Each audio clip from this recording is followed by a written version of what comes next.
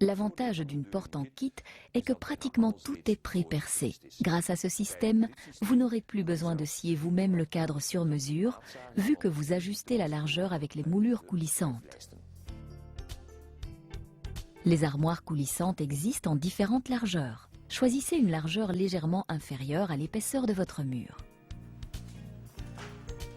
Pour monter la ferrure correspondante, sachez que tous les évidements ont été pré-percés.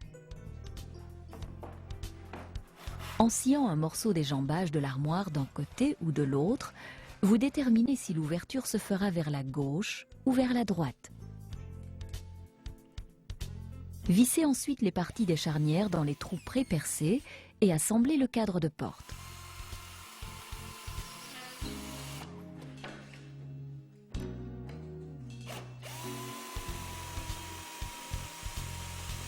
Collez les moulures coulissantes dans les rainures fraisées du cadre du côté des charnières. En fonction de l'épaisseur du mur, collez les moulures plus ou moins en profondeur.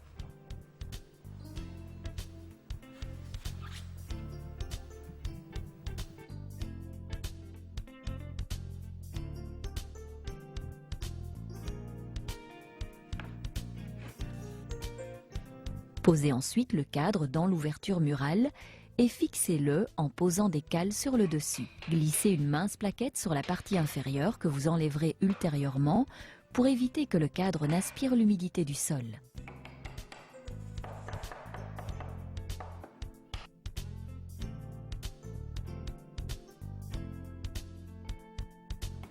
Il accroche le panneau de porte, contrôle si le cadre est bien ajusté, le fixe avec les vis de montage à distance TACE et pose les chambranles d'un côté.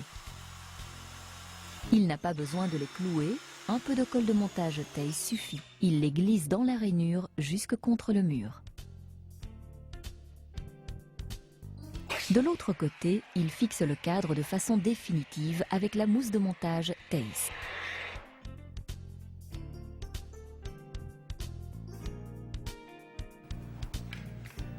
Il colle les listelles dans les rainures à listelles. On peut aussi les clouer, mais avec la colle de montage, les trous seront invisibles.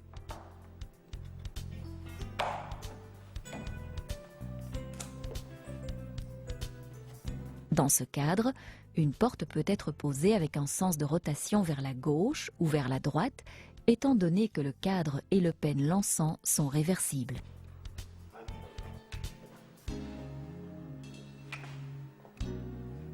Maintenant, il suffit de coulisser les chambranles de l'autre côté du cadre, juste à la profondeur de contact du mur.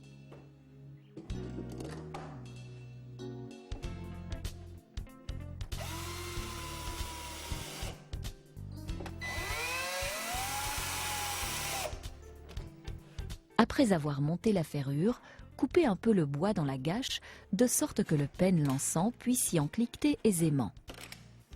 La porte est montée.